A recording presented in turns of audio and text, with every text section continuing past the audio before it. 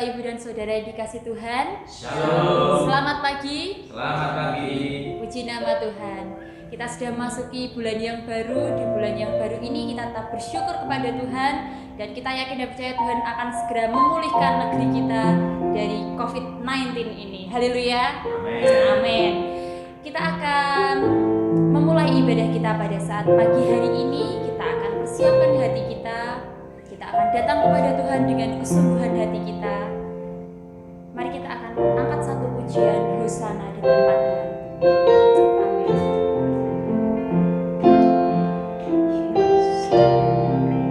Allah Tuhan yang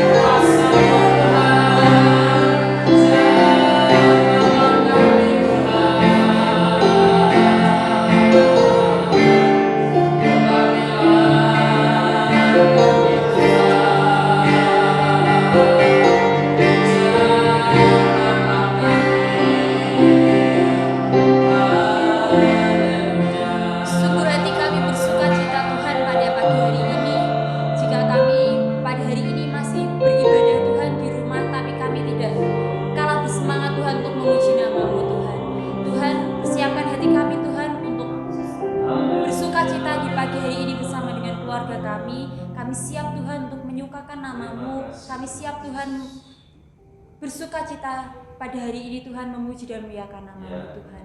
Di dalam nama Tuhan Yesus kami siap untuk bersuka cita. Haleluya. Amin. Masih bersuka cita Bapak Ibu dan Saudara? Amin. Kita punya satu sobat yang setia, yaitu Tuhan Yesus. Ada satu sobat.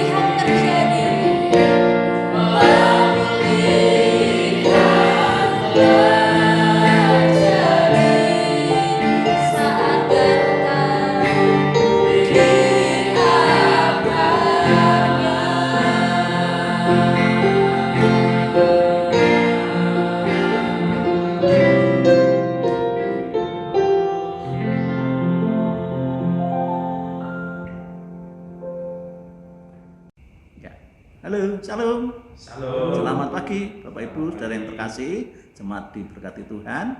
Hari ini kembali kita bersua dalam ibadah tanggal 7 Juni tahun 2020.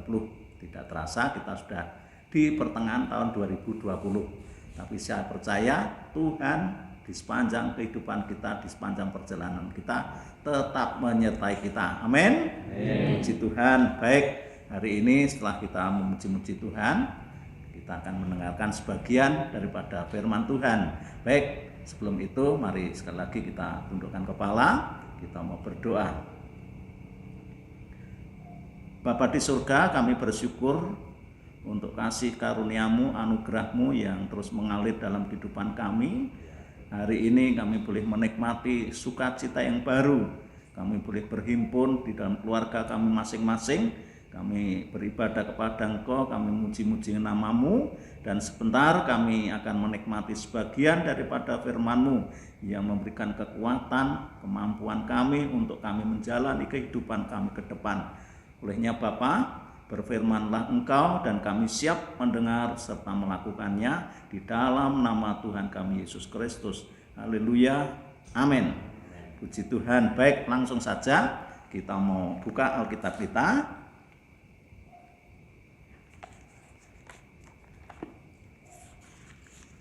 Buka Alkitab kita di dalam Yeremia pasal yang 9.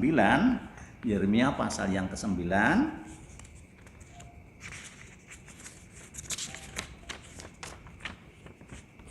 Yeremia pasal 9 ayat 23 sampai 24. Ya.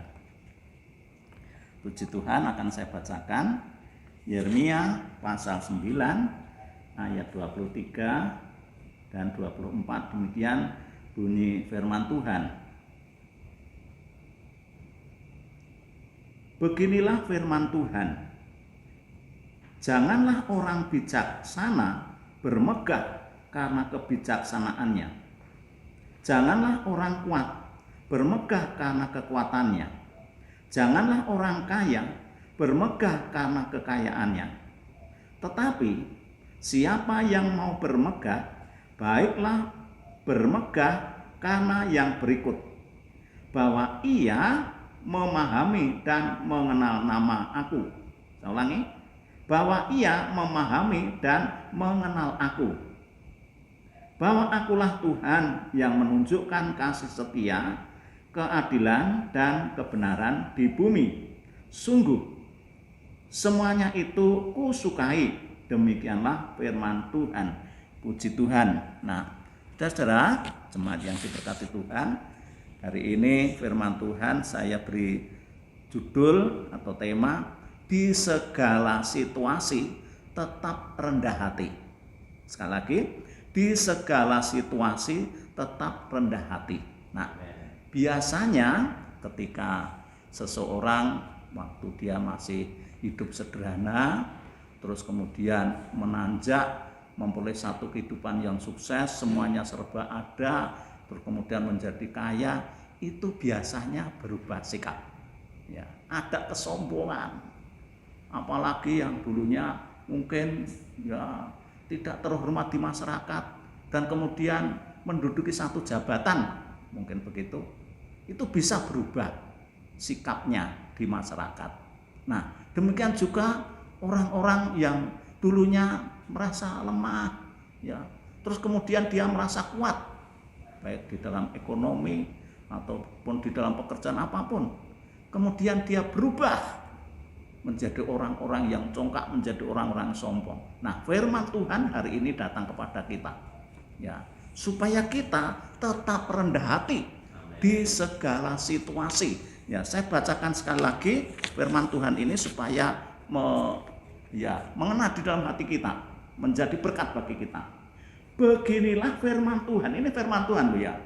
Jadi bukan perkataan pendeta, tapi firman Tuhan. Janganlah orang bijaksana bermegah karena kebijaksanaannya. Ini orang pintar, ya, orang pintar, orang cerdik cendekiawan. Ya. Janganlah orang kuat bermegah karena kekuatannya.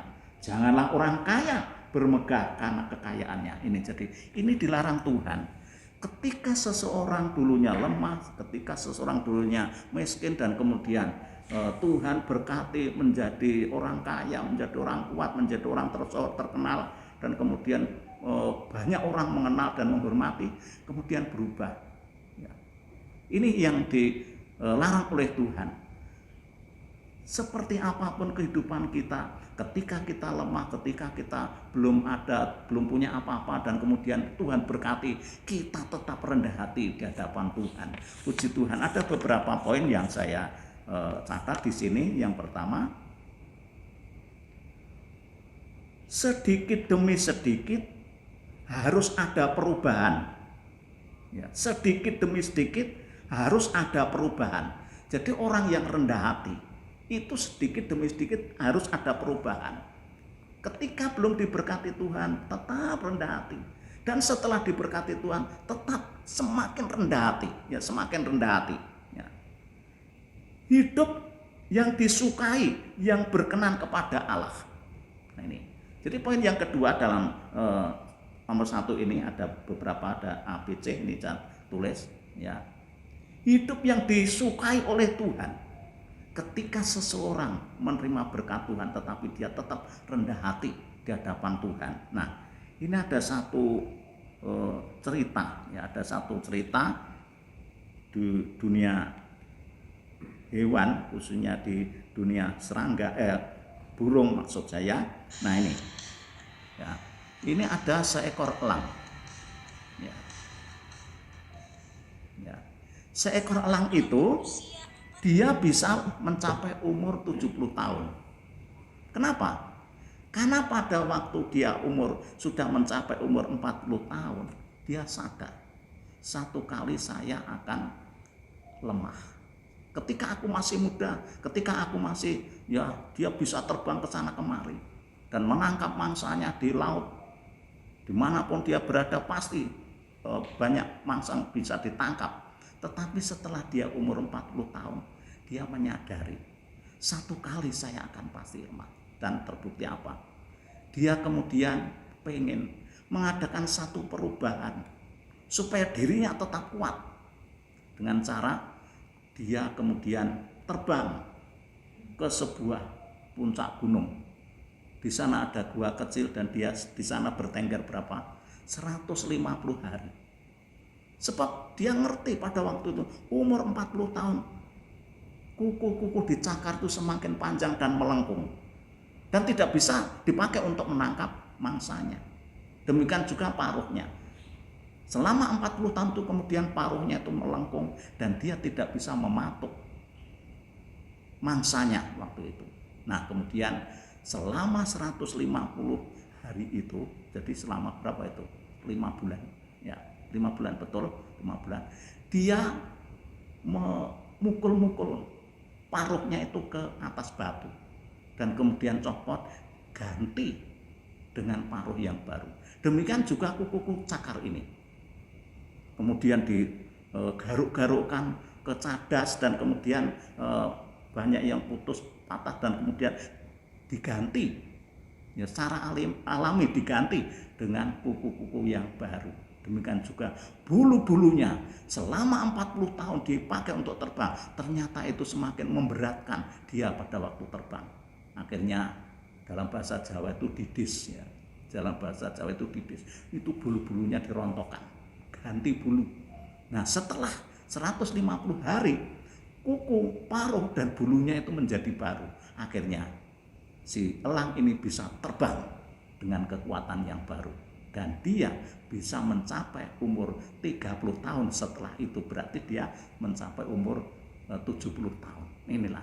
Nah, kerendahan hati harus ada pada kita.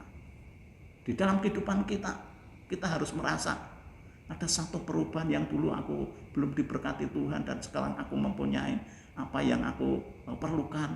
Ya, hunian, ada fasilitas kendaraan dan sebagainya. Tetap rendah hati. Jangan sampai ada perubahan yang kemudian membuat tetangga-tetangga kita menjadi cemburu sosial, orang malah semakin benci dengan kita dan kita tidak peduli kepada orang lain. Itu dijauhkan oleh Tuhan sikap-sikap seperti itu.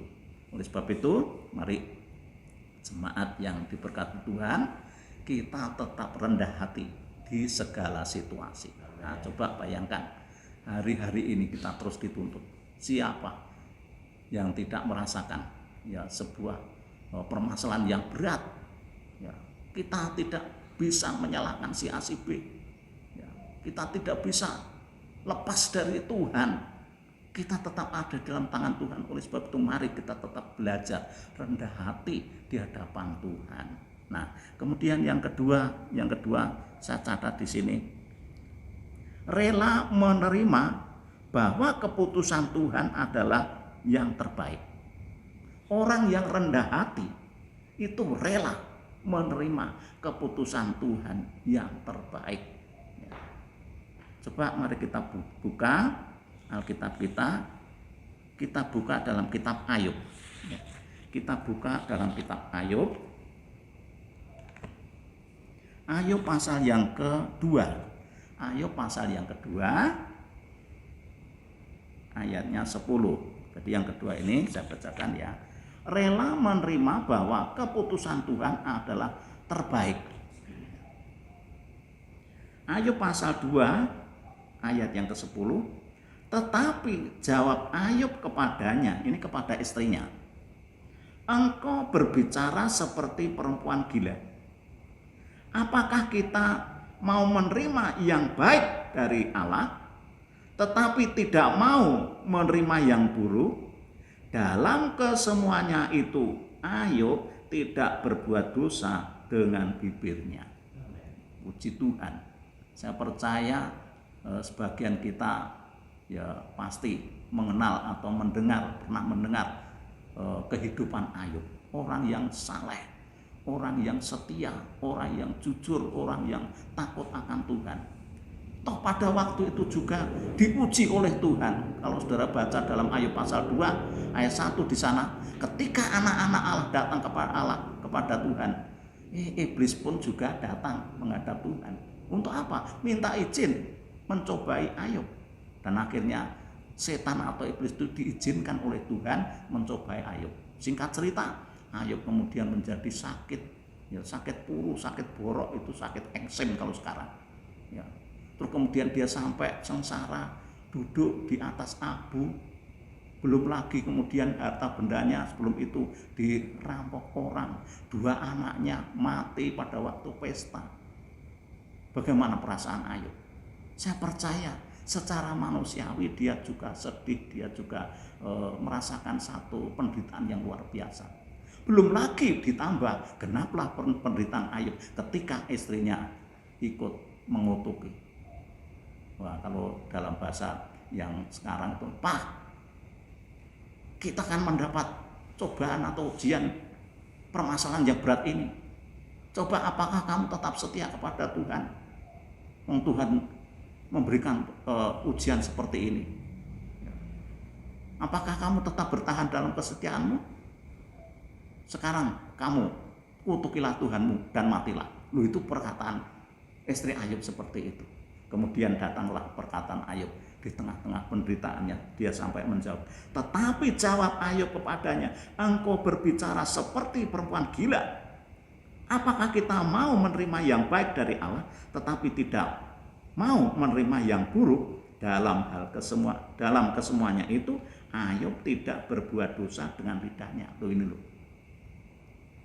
Ayub sungguh dia dalam penderitaan yang berat, dia masih sempat membuat satu pernyataan, istriku, kamu tuh malah berbicara seperti itu, kamu tidak mendukung saya, kamu tidak memberikan dorongan, tidak memotivasi saya, tidak menyemangati saya, justru kamu memojokkan saya. Nah, ini bagi istri-istri jangan sampai begitu ya. Karena istri itu adalah tulang rusuknya suami, jadi harus didukung ketika suami juga menghadapi persoalan. Nah, Ayub mengatakan, istriku, apakah kita ini mau menerima sesuatu yang baik dari Tuhan? Apakah mau menerima sesuatu yang baik saja dari Tuhan?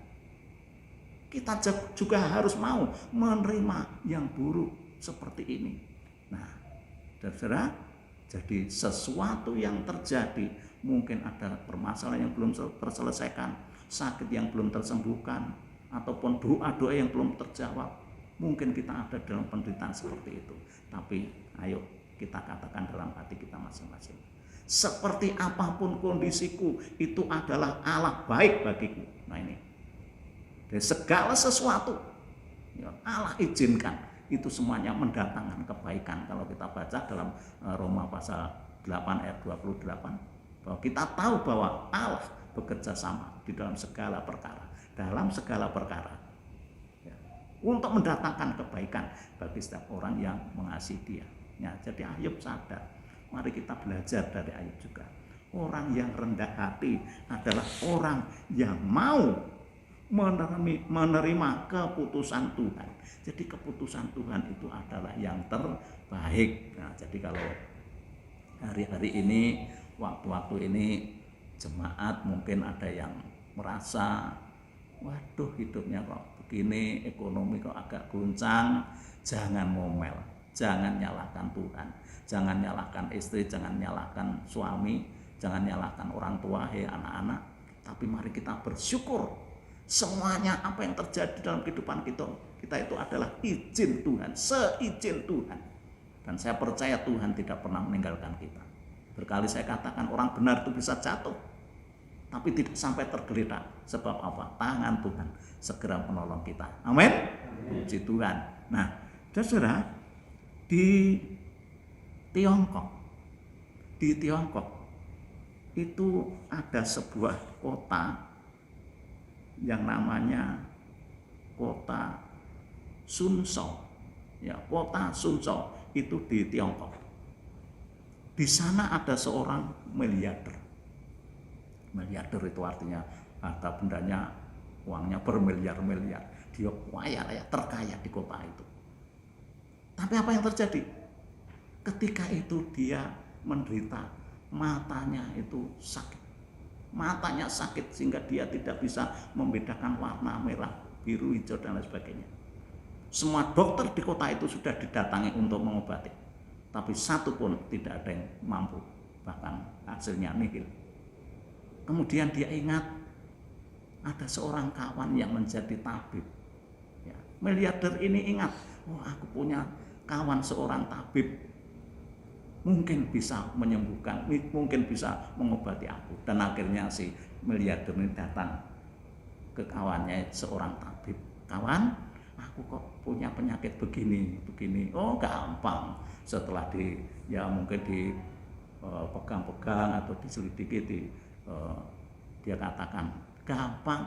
Coba kamu melihat pemandangan di sawah-sawah yang hijau, di rumput-rumput yang hijau. Coba kamu ke sana. Betul, saudaraku, betul.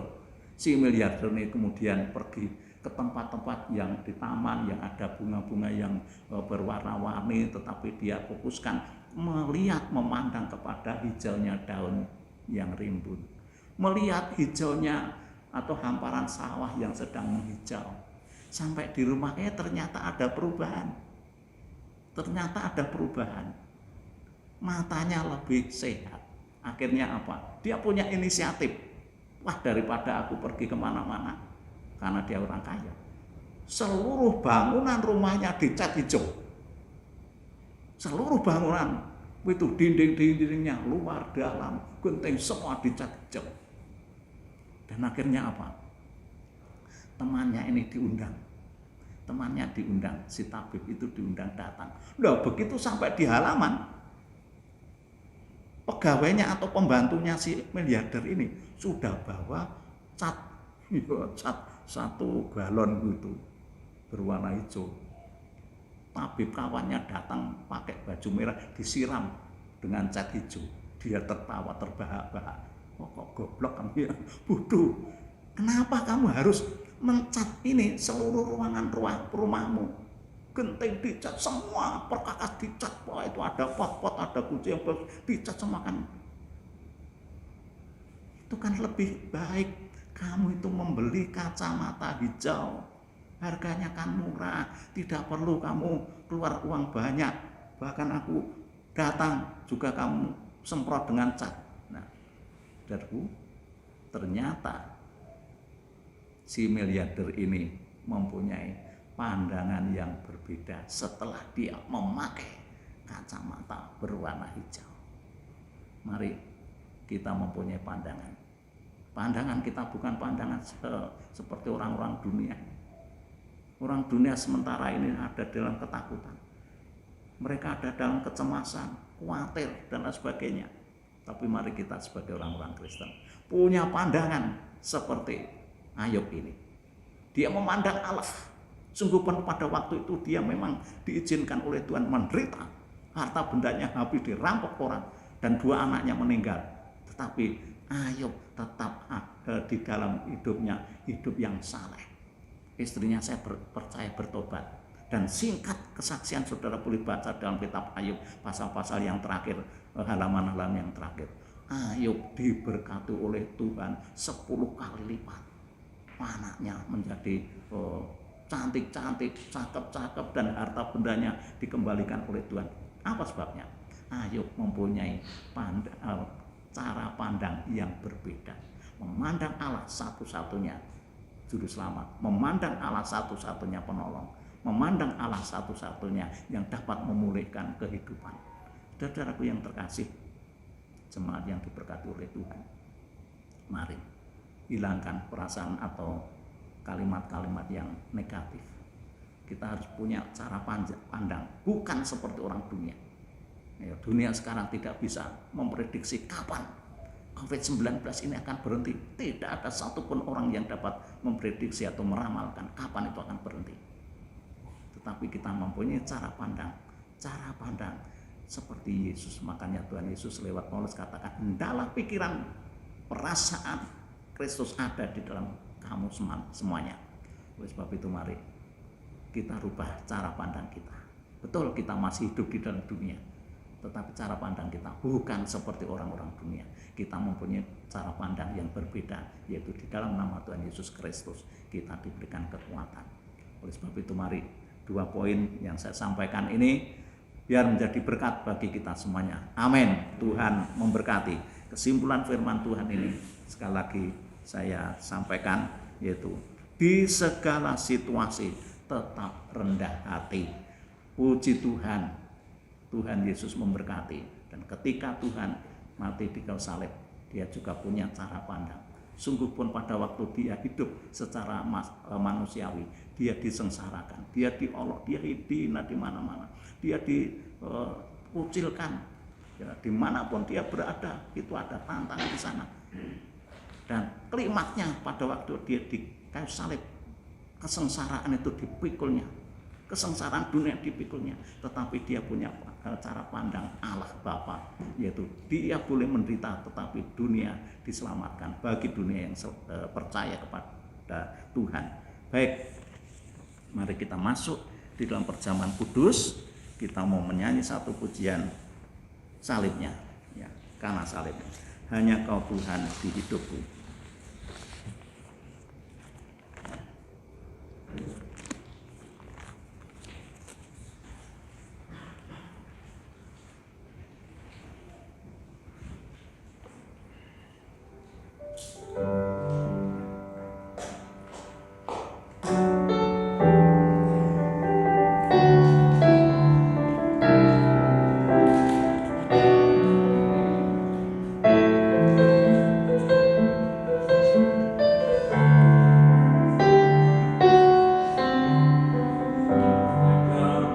Tuhan di hidupku,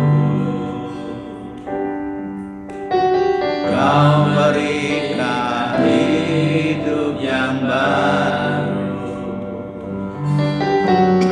Darah-Mu menyucikan, pulihkan hatiku. Ku nyatakan Kaulah segalanya. Engkaulah sumber pengharapan, kuasa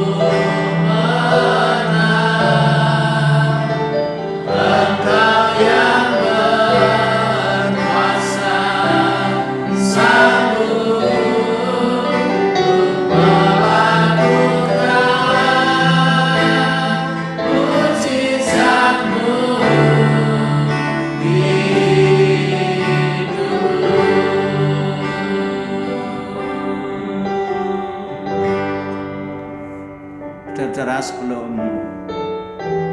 kita makan roti dan minum anggur yang membayangkan tubuh dan darah Tuhan kita Yesus Kristus, baik akan saya bacakan firman Tuhan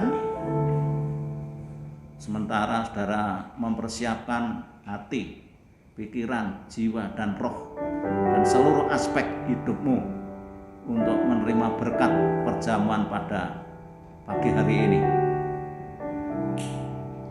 Sebab apa yang telah kuteruskan kepadamu telah aku terima dari Tuhan, yaitu bahwa Tuhan Yesus pada malam waktu ia diserahkan mengambil roti, dan sesudah itu ia mengucap syukur atasnya.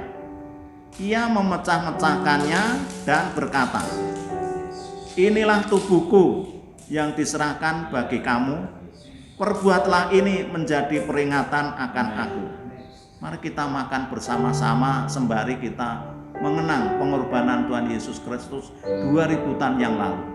Kita yang dulunya orang berdosa, tetapi oleh karena pengorbanannya kita diselamatkan, kita dijadikan anak-anak kekasihnya. Olehnya kita makan bersama-sama dengan ucapan syukur di dalam nama Tuhan Yesus Kristus.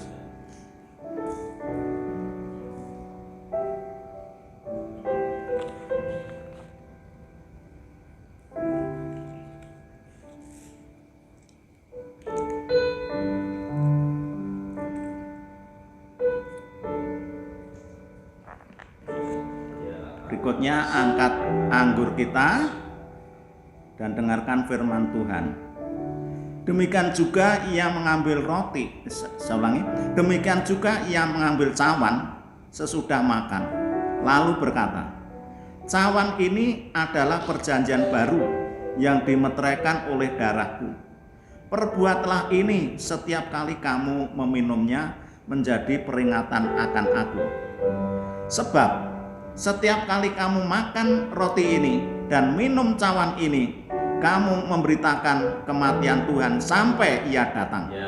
Jadi, barang siapa dengan cara yang tidak layak makan roti atau minum cawan Tuhan, ia berdosa terhadap tubuh dan darah Tuhan. Karena itu, hendaklah tiap-tiap orang menguji dirinya sendiri, dan baru sesudah itu ia makan roti dan minum dari cawan itu. Mari kita minum bersama-sama dengan ucapan syukur dan yakin darah Tuhan Yesus Kristus menghapus dosa kita. Haleluya. Dalam nama Yesus.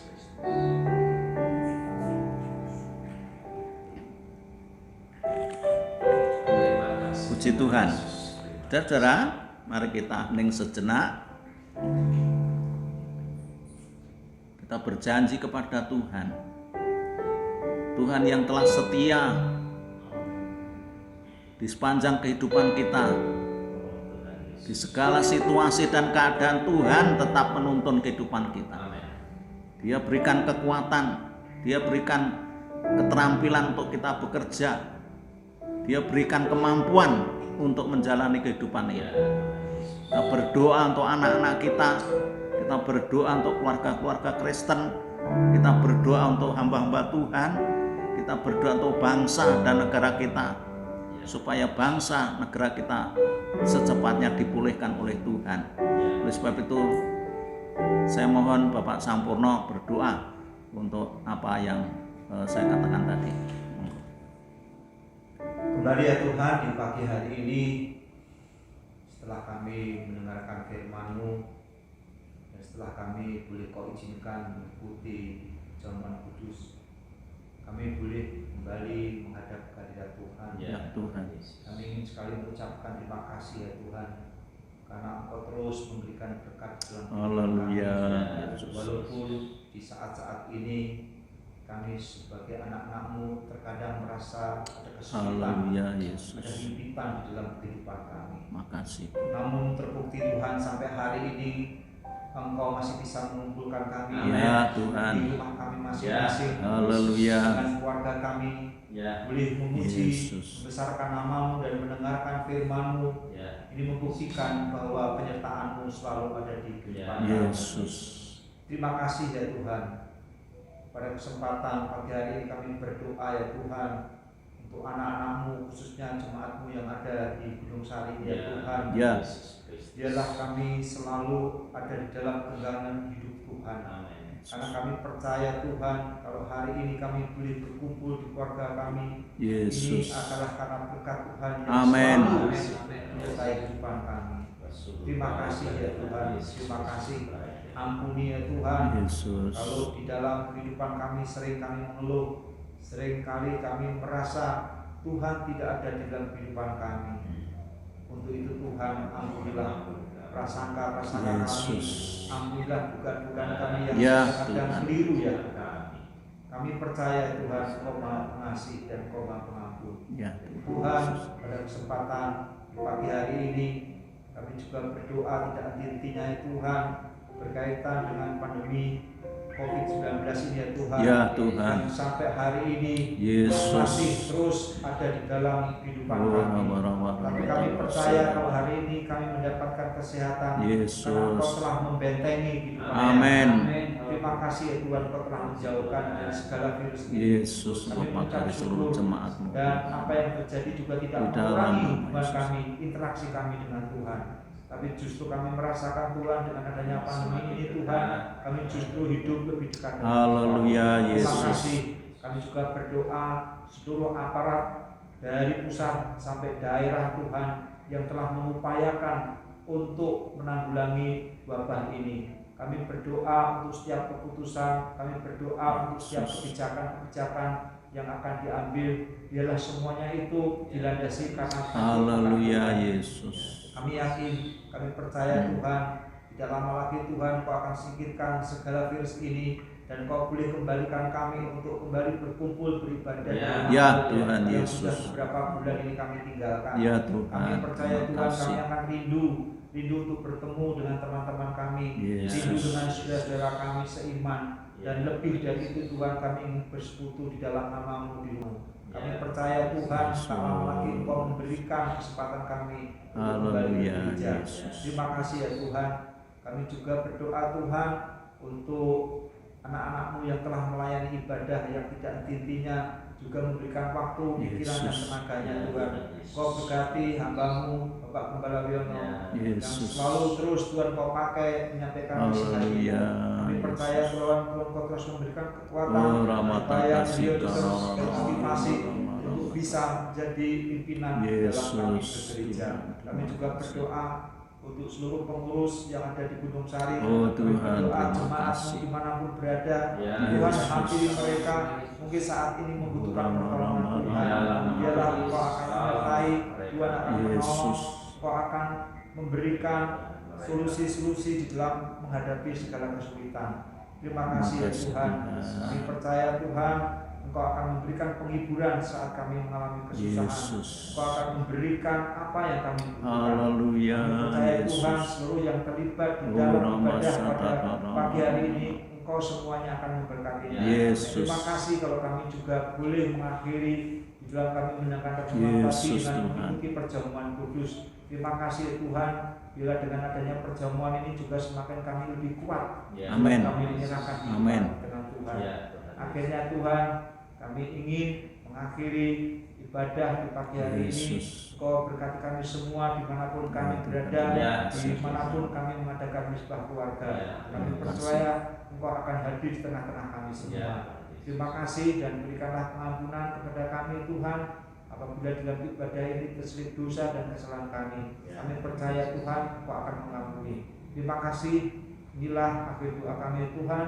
Hanya di dalam nama Yesus kami mengucap syukur, semua berkat-Mu kami terima. Haleluya. Amin. Kalau demikian jemaat yang diberkati Tuhan, undurlah dari ibadah ini dan kembali beraktivitas sesuai bidang Anda masing-masing, dan kembalilah dengan berkat yang berupa damai sejahtera yang bersumber dari Allah Bapa yang memenuhi hati kita, serta kasih sayang Tuhan kita Yesus Kristus melimpah-limpah dalam hidup kita, sehingga kita dapat mengasihi saudara-saudara kita yang lain, serta persekutuan di dalam kuasa Roh Kudus menyertai kita, menghibur kita, menguatkan kita, dan bimbingan yang semakin sempurna melimpah di dalam kehidupan kita dari hari ini sampai selama-lamanya. Haleluya. Amin.